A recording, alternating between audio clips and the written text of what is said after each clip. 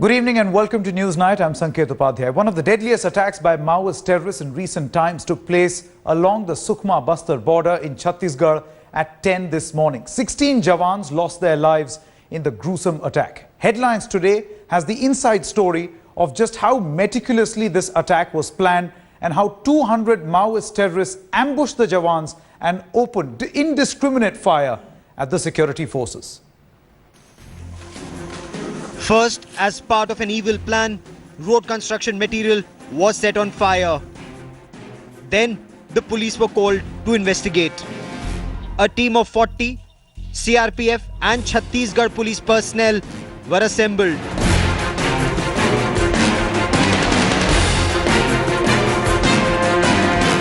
They were tasked to leave for Jhiram Valley on foot.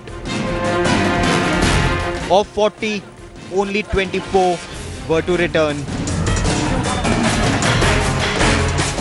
ये तोंगपाल और जीरम के बीच में, तोंगपाल से करीब 5 किलोमीटर दूरी पर आरोपी ड्यूटी में गई थी, रोड सुरक्षा की ड्यूटीज में पार्टी बाहर निकली थी. The trapped security personnel sent out an SOS, but near simultaneous IED explosions targeted the reinforcements that had been dispatched. सुरक्षा बलों ने बहादुरी के साथ मुकाबला किया. नक्सली लगभग 200 की संख्या में थे. इस घटना में नक्सलियों के साथ जो मुठभेड़ हुआ, CRPF के 11, 4 TF के डिस्ट्रिक्ट पुलिस के और 1 सिविलियन, ऐसे 11, 4, 15 और 16 की उसमें मृत्यु हुई. Lighting the road construction equipment laid the trap. They knew an area domination patrol would be dispatched immediately. The fact that a 40-member team was sent on foot made the target clearer. The IEDs were placed exactly on the route the reinforcements were to take. The route to the nearest hospital was also lined with Naxals waiting to strike. Headlines Today had reported how the country was witnessing one of its largest troop movement for the forthcoming elections. That about 20,000 security personnel would be deployed in the Maoist-infested areas. But it's evident not enough was done in time. With Jugal Purohit and Shivarur in Delhi, Bureau Report, Headlines Today. Now, the devastating attack in Sukhma could have been avoided. The loss of lives could have been prevented, but for the fact that the entire system sat on intelligence warnings that specifically pointed at movement of Naxals and major attacks before elections. Headlines Today has inside information of this intelligence that the government had and did not act upon. Shivarur with this exclusive report.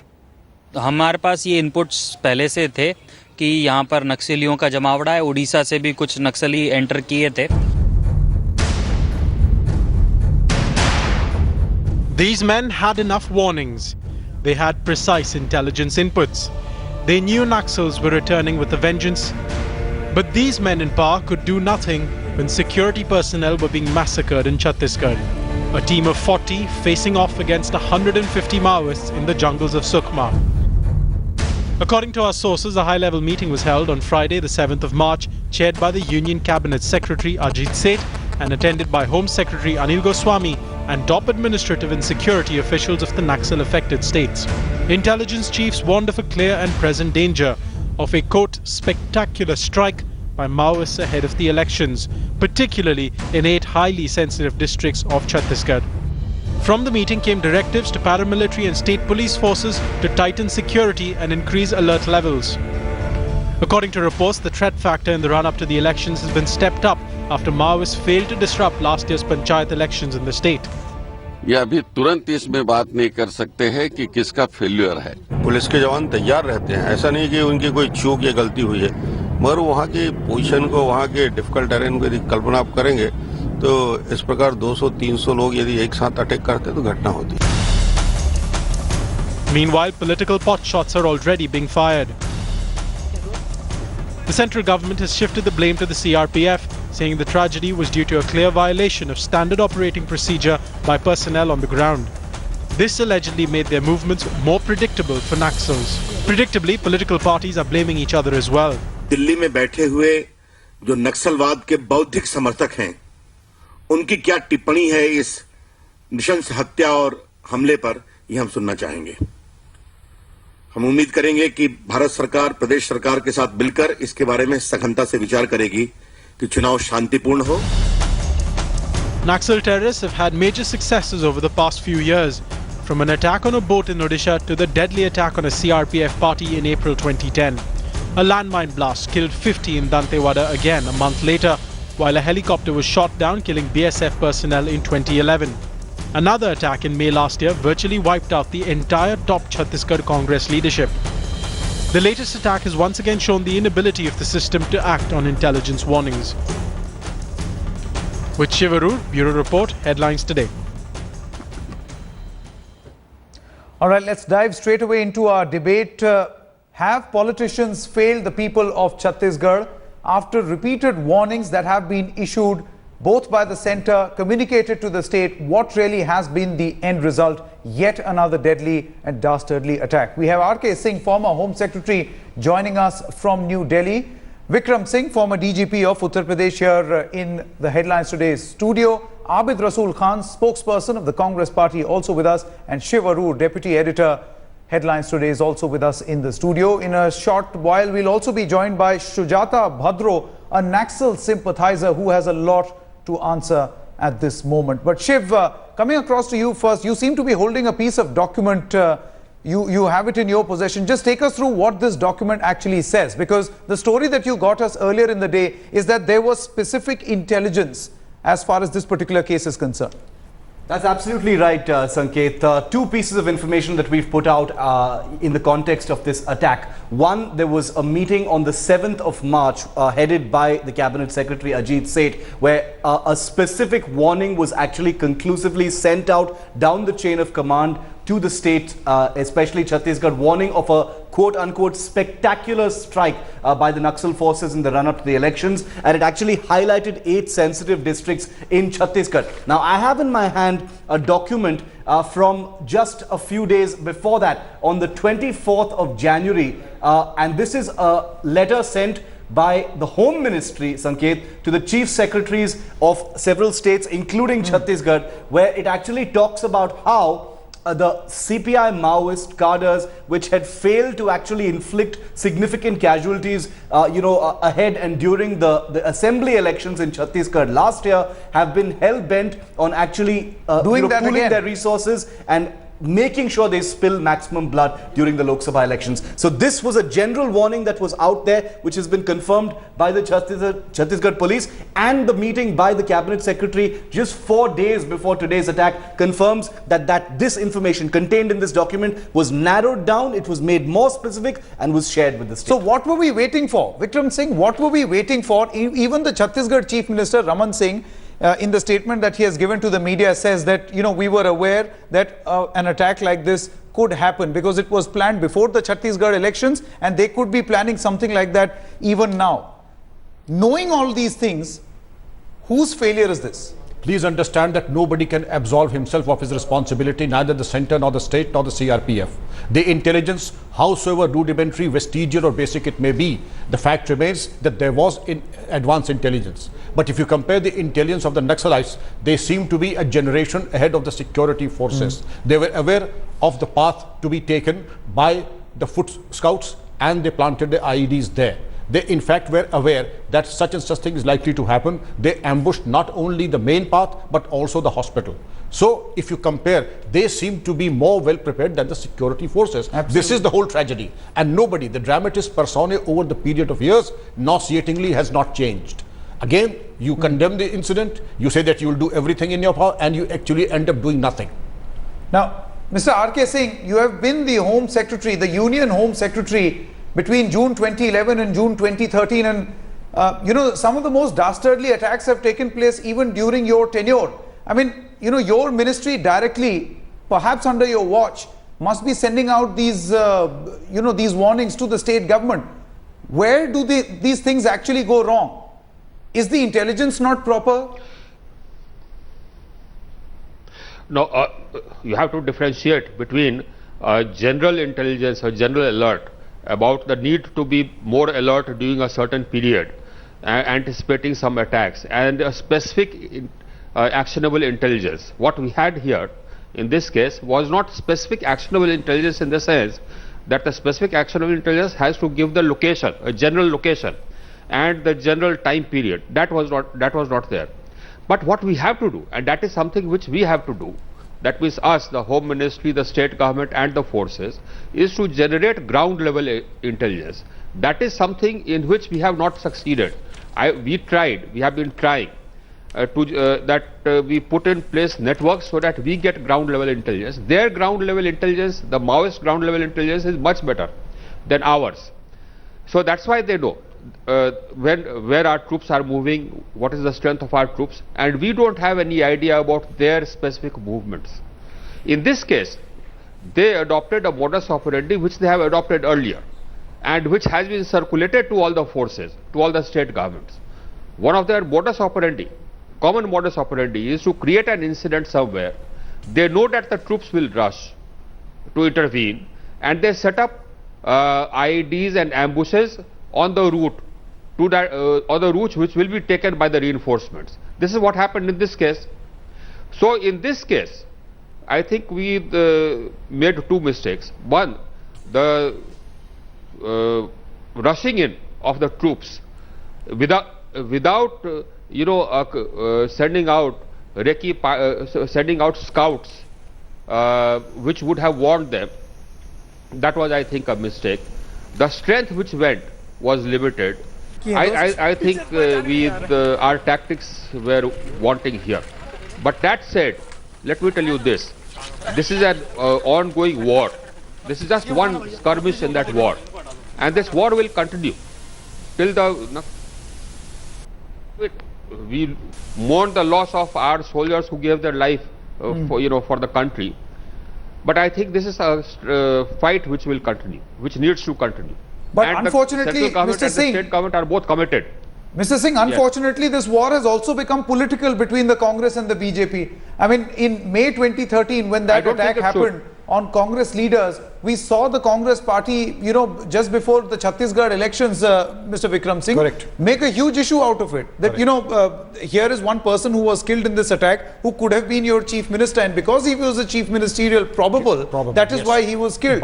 Now, similarly, the BJP also tries to make this situation political in nature, and we have seen in the past, and let me get in Mr. Abid Rasool Khan, we have seen in the past, Mr. Khan, how the biggest supporters and sympathizers of the Maoists are the politicians themselves. Don't you think that the politicians need to blame themselves? Yes, Venkat. Today, I think it's a very gruesome incident where 16 brave soldiers have lost their lives, policemen. And it is definitely heartrending. But the three issues, what I was hearing to the other panelists and to your pointed question, I would like to say that until and unless there is a nexus between the government and the Maoist, they cannot operate on such a scale, on such continuous basis, that if they strike every 6 months and every year. No, again, you are saying this because Chhattisgarh is a BJP-ruled state. Then BJP will see it's a pattern. I'm coming to that point. Mr. Khan, it's a pattern. You are saying this for Chhattisgarh because it's a BJP-ruled state. The BJP will say this for Andhra Pradesh because that is a Congress-ruled state. Absolutely, I'm not going to talk politics today. I'm going to tell you something straight, which is from my heart and which is from facts. Now, the second issue, you should take the example of Andhra Pradesh. In Andhra Pradesh, where we had one of the most serious incidents where even our former chief minister was attacked, in last 10 years, through a socio-economic development programs and through iron hand of the police, we were able to curb Naxalism, and today Andhra Pradesh is free of Naxalites. In a matter of only 7-8 years, we have been able to totally curb it. And there is in the media record that the Naxals are unable to recruit any more people in Andhra Pradesh and Maharashtra. That is the reason they have shifted there. Let a former top cop actually come to you. You don't seem to be convinced with this particular argument. No, certainly not. Andhra Pradesh has certain number of success stories. They are pioneers in establishing the greyhounds. Yes, they are pioneers in getting certain state-of-the-art weapons. But to say that Naxalism is eradicated from Andhra Pradesh would be a very simplistic solution to say.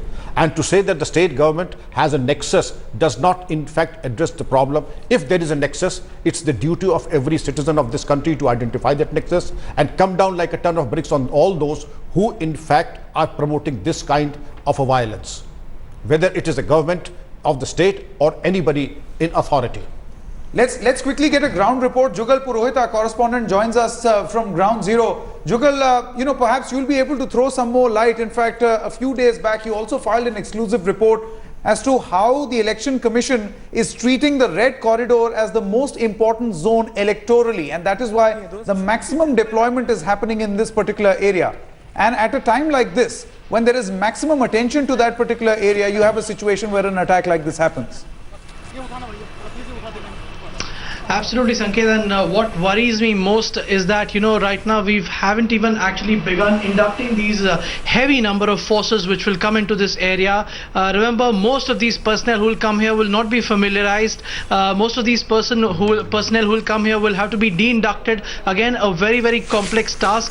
And what was happening, Sanket, in the last 8 to 9 months following the Darbar incident of May 2013, where we saw the Congress leadership being wiped out, were a large number of surrenders, were a large number of desertions, large number of killings, a lot of top leaders of the Maoists either unwell or unwilling to continue. They had all actually come out, and the Maoists, if you recall, in the Bastar elections of November, they could not do anything. The villagers actually came out and voted in much larger numbers. My worry is what happens to that consolidation that the forces had made. This attack will be a very, very big psychological boost which the Maoists were desperately requiring, and perhaps as an aftershoot, as an aftermath of this, and I fear it may not happen, but I hope that the villagers and the people who in these far-flung areas will come out to exercise their franchise are not scared, because that is the biggest worry out here of keeping democracy alive. And as I said, the second concern is the huge number of induction of forces which will take place, forces not familiar, and also de-induction. So the Maoists right now, by the virtue of this attack, will be actually holding psychological superiority. Now, Shiv, do you agree with that assessment? The psychological superiority of the Maoists at a time when you are election bound and that area, the Red Corridor, is your top focus?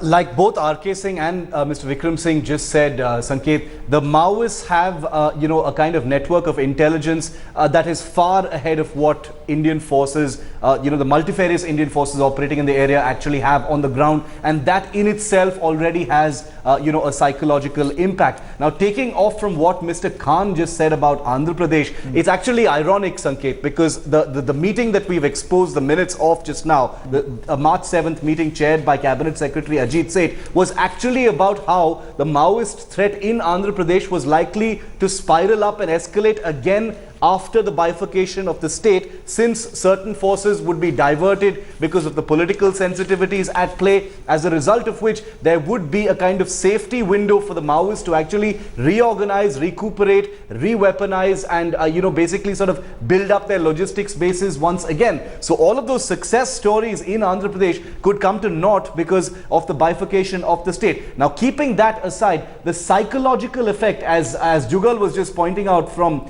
Raipur, has been devastating. Each one of these attacks can be linked to either, like Mr. Vikram Singh said, even if it's basic intelligence, even if it's specific intelligence, if you miss it, at the end of the day, the troops on the ground said, happen to think if the entire command structure was aware that there was a risk, either broad or specific, why have we been sent to our deaths like this? Absolutely. And what is even more shameful, and I'd like to ask Mr. R.K. Singh, who along with being the former Home Secretary of this country is also a member of the Bharatiya Janata Party now. Mr. Singh, you don a political hat at this particular moment. The big question over here is we are seeing a disturbing trend even in the establishment, even in the UPA government establishment, where there was talk that they are now blaming it, the forces not actually following standard operating procedure. Nobody is looking inwards. My question to you is, you say that there was not enough actionable intelligence in this particular case. You might be saying that because, you are a member of the BJP, there is a BJP government in Chhattisgarh. But this MHA advisory that I will quote now, quote, the effort of the CPI Maoists has to be seen against the backdrop of its failure to execute its poll boycott plans during the assembly elections in Chhattisgarh. Naxals may target vehicles engaged in electioneering, selective elimination and abduction of political leaders. Now this, to my mind, Mr. R.K. Singh, is quite specific. The visuals that we are playing on the left-hand side of the screen are talking exactly that. Isn't it the state government's failure? Sanket, two things. One is that you don't blame your instruments. You don't blame the CRPF or any other force. We are, they are part of the same team. But the establishment and you did have just to that. work with your. I'll just finish. And you have to work with them. Wherever you have some inputs to give which will improve their performance, you give those inputs.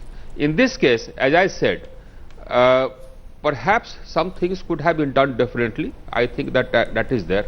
But the input which you read out is as general as it gets. Now that input applies to the whole of Chhattisgarh. And everybody in Chhattisgarh had to be alert, number one. Number two, as I pointed out, this is an old modus of anybody who has dealt with this problem or for any length of time will tell you that this modus operandi of the Naxalites now, of Mr. creating Singh, an incident somewhere so that the reinforcements rush and you ambush the reinforcement is an old modus operandi. Mr. Singh, and this is something which we had reiterated to everybody. Yes. Mr. Singh, this attack has not happened in Raipur. I don't say anything because I was the BJP. Yeah. No, I get your point. I get your point. My basic question is, this attack has not happened in Raipur. This attack has happened in the back of beyond. This attack has happened in a Naxal infested area. The advisory that I actually read out is from the Ministry of Home Affairs. It talks specifically about vehicles being targeted. That is exactly what has happened. How more specific can it be? It is not the first time that it has happened. Vehicles, but is that an excuse? Used to blast vehicles, no?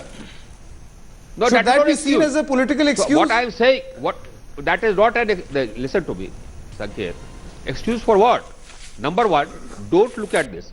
I would request you and every panelist, don't look at this from a sectarian lens of parties. It's a fight which the country is fighting. All of us are fighting. And the central government and the state government are fighting this together. We don't look at the hue of the state government or of the central government. Mr. R.K. Singh, that's the whole problem. Of the country. Let me just finish, Sanket. Okay. Why do you keep interrupting? Let me finish. It is not, it is not a sectarian fight. It's a fight which the country is fighting. Number one.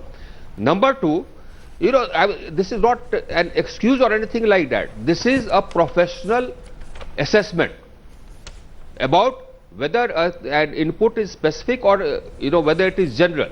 Today Vijay Kumar, if you see Vijay Kumar's, he's the advisor in the Home Ministry, if you see his comment, he said the same thing.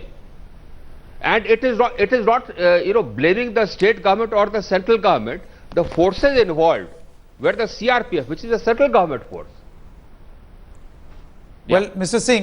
Singh, my only limited point here is, and I'm not making a very emotional appeal over here, point is something somewhere has gone wrong. This is a failure somewhere of the establishment, and that is how it should perhaps be looked at. Isn't it, Mr. Vikram Singh? You're absolutely right. May I have a second, please? Yes. It's a bad workman who quarrels with his tools. And in fact, if we are fighting a war, let us fight it with a sense of purpose. Absolutely. Not by empty words alone. Absolutely. And Sujata, technological upgradation of our communication, weaponry and vehicles is the need of the hour, which a disciplined force like CRPF perhaps may not come up with. And imagine in 1 month, we are about to go for elections in that particular area where this incident has happened. I would like to welcome Shujata Bhadro, a Naxal sympathizer and a human rights activist who now joins us from Kolkata. Mr. Bhadro, since 2005 till date, 645 civilians killed, 782 security force personnel have been killed. A total of 2,109 people in Chhattisgarh alone have been killed between 2005 and 2014. Aren't these people terrorists? Yes. No, what we have been saying, whether you tell me Naxalite sympathizer or not, that's a different issue. That is your objective you put on us. Anyway, the human rights activists all over India has been requesting government not to take the military offensive, to look beyond the military perspective. If it is a war, then Maoists were killed, and on the other side our soldiers were killed. So loss are of you life serious on about both what you're sides saying? Are regrettable to us. Mr. Bhadro, are you actually serious about what you're saying? I am very serious. Do you realize what you're saying? Let me complete. That is your problem. Let me complete. Intolerance on your part is not acceptable. Let me complete. Otherwise, you no need to call me. Point is, the military offensive is to reconsider again by the government of India and state government. No. Where was the provocation in this case? Tell me. Whether the politics is acceptable or not. Where was the... let's talk about today's case, Mr. Bhadro. Prevent further loss of life. No, Mr. Bhadro, let's talk about today's case. Where was the provocation? Is only the... You tell me where, an ambush was laid. There is an army going. War is going. Is a war going on. We have been saying the Maoists is only the party who does not believe in constitutional politics, who declare armed revolution. This is a kind of a problem we have to tackle, not militarily, but we have to take the problem in a negotiation manner. You have to open up a negotiation very carefully and with full tolerance and patience. But once the negotiation had been started, Azad was killed in a fake encounter.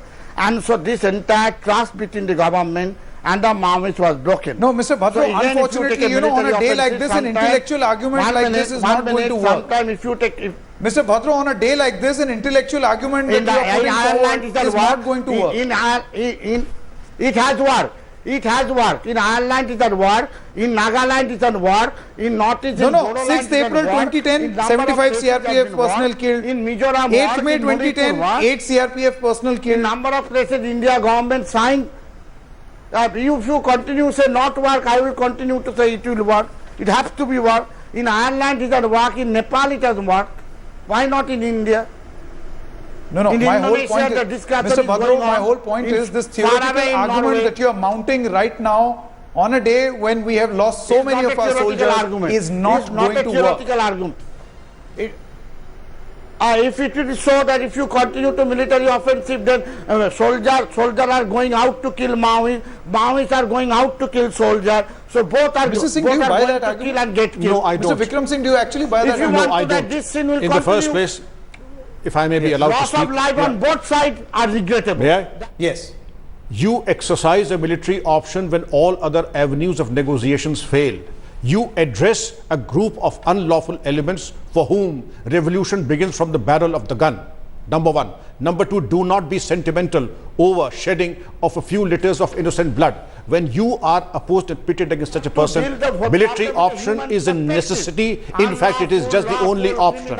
My dear sir, now you please have the patience to listen to me. Out shouting will not do any good to anyone. The purpose is that when you are pitted against people who have extra constitutional allegiance, who are opposed to the democratic processes, what option does the state have? Absolutely. In fact, Shiv, the question, Mr. Bhadro, just hear me out. You want to, if this argument that you are mounting, if you want to, you are saying you talk about the revolution. You have to wait for retaliation also. You have to wait for, why you are crying then? Our soldier gone. When you kill Maoists, you are joyous. You are joyous. We don't. No, Mr. Bhadro. We regret for Mr. Bhadro, okay. Mr. Bhadro, here, I will say the following things. You tell me whether they are justified or not. Hijacking trains, is that justified? It's not a raping women, justification of their action. We say you have to killing go innocent civilians in order to yes or no, Mr. democratic polity. You have to go beyond that. Blasting schools and police stations, policy, pursue them. Damaging hospitals and roads. Hello, pardon me. Breaking jails, kidnapping government officials, civilians. Pardon me. Is this your revolution? In any war, a civilian killed is a crime.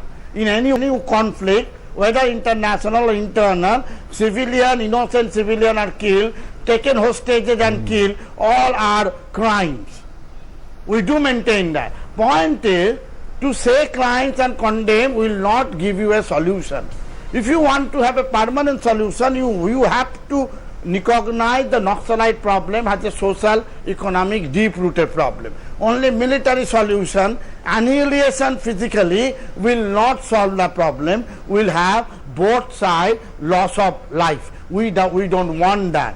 We want that there should be a social economic problem has to be recognized, and number of government report has recognized it. Government have to act upon that, stop a military offensive for time being, declare cease war, again open up a negotiation with them, come to terms, and like Nagaland, like Bodoland, like in Ireland, in Nepal, everywhere there is a peace talk process. Government of India should start peace talk process. No, but then I'm afraid this is not the environment for peace talks to actually, exist. at a time like this when you have conducive atmosphere has to be created. Government no, look what has happened just 1 month before the elections. Stop Operation Green Hand. They should stop Operation Green Hand. They should assure people that corporate will not grab the lands. And then wait for more civilians to be killed. Not to see. No, never said. I never said. I said civilian killing is condemnable. We condemn Maoists like this. Killing hostage is condemnable. Mr. R.K. Singh, go beyond that. Mr. R.K. Singh, I'll bring you in because this is an endless debate. I'm sure Mr. Bhadro is not going to, climb down from his position. Yes, Mr. R.K. Singh, endless problem, endless debate. Mr. R.K. Singh, point is whether you are going to recognize the issue in a social manner or not. No. I'm sure in a democracy, this particular issue cannot be resolved in the way you actually want it to be resolved. Only Maoists are terrorists and they should be identified as terrorists. This has been happening. That is, in a democracy, in a civilized democracy, that is how they should be recognized as. Now, Mr. R.K. Singh, after 67 years, we have a situation that in May 2013... They kill people in a fake encounter. Mr. Bhadro, we'll come back to you. This question is for Mr. R.K. Singh. Indian state that run Barsek of Constitution of India. What you are talking of? Well, Mr. Bhadro, this is endless. Killing people. This is endless and you realize you are wrong. Muslims were killed by the BJP party. No, Mr. Bhadro, you realize you are wrong. Maoists can be nothing but terrorists. What they have done and what they have repeatedly done to the state of Chhattisgarh, it's the biggest problem that this country is facing. Where you have been? Okay, Mr. R.K. Singh, my question to you is, in May 2013, we had a situation where the entire top leadership of the Congress party was wiped out in this very area. And we had Congress leaders actually come out and say that the buck will have to be stopped somewhere. Now, my question to you, both as a politician and as the former Home Secretary, is where does the buck stop? With the politicians? In the North Block? In Raipur, where? It's a joint fight. Joint fight with the central government and the state government, and both the central government and the state government are fighting it together. Whether it is Chhattisgarh, whether it is Jharkhand, wherever it is, or whether it is in Maharashtra, Gadchiroli. Number one, Sanket. Number two, you talked about the Maoist attacks during my watch. Tell me. You go back for 10 years, 15 years, and you tell me in which year there were no Maoist attacks. This is an ongoing, so don't make comments like that. This is an ongoing fight which has been going on. It is a long struggle, and it is a struggle which we must fight with all the will at our command as a country. Number one. Number two, what this gentleman was saying, this Maoist sympathizer was saying, I mean, I felt as if I was listening to somebody who was who was anti-national almost. I would say that. Here you have your people killed who have sacrificed their lives for the country, and you just pass it off like that it will happen. I mean, are you for the terrorists? This is something which Mr. Bhadro, are you for the terrorists? Our country, our democratic system. Yeah, only our democratic system can tolerate this sort of thing. If a bureaucrat who served anti-people missionary, now turned politician, have that kind of perspective. And it is this very democracy It is this very democracy. He does not know my background. How he can make comment like that? He does not know my background. He is talking about negotiation. Very presumptuous on your part, sir. He does not have the respect you are talking about negotiation. You don't negotiate with somebody who is against democracy. How can you be a politician? A man of intolerance. He must respect other view. I may be wrong, but he must respect. No, Mr. Bhadro, over here, I'm sure none of our panelists, nor our deputy editor, nor any of our viewers are going to agree with you. Shiv, it's a report. No, it's very simply the argument that's always been put forward by sympathizers like Mr. Bhadro before, Sanket, that negotiations must happen. There must be a level of generosity from the Indian government side. The simple fact of the matter is the to and fro between the security forces and the Naxals has reached a situation where any single backing off by the Indian security forces, and both the Mr. Singhs on this panel will back me up here. any small bit of backing off or concession that's been provided by the government or the security forces to the Naxals has always been seen as a weakness, one, and two, an opportunity to replenish, to recruit more cadres, to re-weaponize, to reassess logistics, to collect more intelligence, and then hit back harder. In every sense, the psychological battle has not only already been lost, the tactical battle is getting worse and worse. The gap between the two sides widens every moment that the Indian government takes its eye off the ball. So this, what Mr. Bhadro says about this generousness required and negotiations and peaceful negotiations, there's no canvas for it. Because every moment that the Indian government does not, give a sense that it intends to destroy the Naxals is seen as weakness. It's converted into propaganda, and it allows the Naxals to hit back. Mr. Bhadro, there is no patience in this democracy. No, to I sit don't and agree. talk at this moment with the Naxalites. No, I don't agree. Hello? Mr. Bhadro, my point is there is no patience in this democracy to actually sit across the table with Naxalites. We have seen that the Naxalites have often used it as the state machinery lowering its guard. No, I don't agree. What negotiation could there possibly be with a group that does not recognize a constitutional authority? Allow me to speak. Is a simple question. How can you negotiate with groups that don't recognize a constitutional authority, that see the state as the enemy? How can you negotiate with them? Can you sit across the table from the Naxalites and say, please recognize constitutional authority, we'll stop killing you, you'll stop killing us, please recognize the Indian state? Is that ever going to happen? That's nonsense. It's never going to happen. They don't accept, our democratic system. If Maoists are... They don't accept our democracy. Maoists are being constitutional, if Maoists are constitutional, then this question does not arise of killing CRPF and all. They are unconstitutional, they operate clandestinely, otherwise they are also banned, they operate outside the constitutional framework. All we know, when we are talking that why they have taken arms, you have to answer. If they have taken arms in a democracy, they should be physically eliminated. Fine, that's one viewpoint. Another viewpoint is that you have to go beyond terrorist attack of the Maoists. You have to look into social economic ills of because the society, they don't believe in our system. from which they have yes, and it is not a militaristic approach, but the politicians should approach, look into the social reality, open up a dialogue as had in Ireland, everywhere in the world. Why are you quoting Ireland again and again? Where terrorists. Why are you quoting Ireland? In Ireland, you don't have a situation like this. No, Mr. Bhadro. 2,109 people killed since 2005 that's again in Chhattisgarh alone. But you first recognize. In 2014, 421 people have been killed already. In the election. This is the month of March. In Nepal people participate. In Nepal, Maoists participated. In Philippines, discussion is going on in Norway. No, Mr. Bhadro, this is endless. So everywhere. I'm not even attempting at changing your mind. Kind of terrorist discussion open up. It's also specious comparing whether you don't recognize Ireland and Nepal with India. The comparison should be with comparables, Mr. Bhadro. Negotiation is only and please understand that the Maoist theory holds that the state is an instrument of exploitation of the proletariat by the bourgeois, and the police are its agents. When you begin with this premise, I can see that your view is totally one-sided. Every time the state has given concession to the Naxalites, they have in fact used this lucid interval to consolidate their ranks and positions, and they have hit back with a bigger vengeance. I don't think so.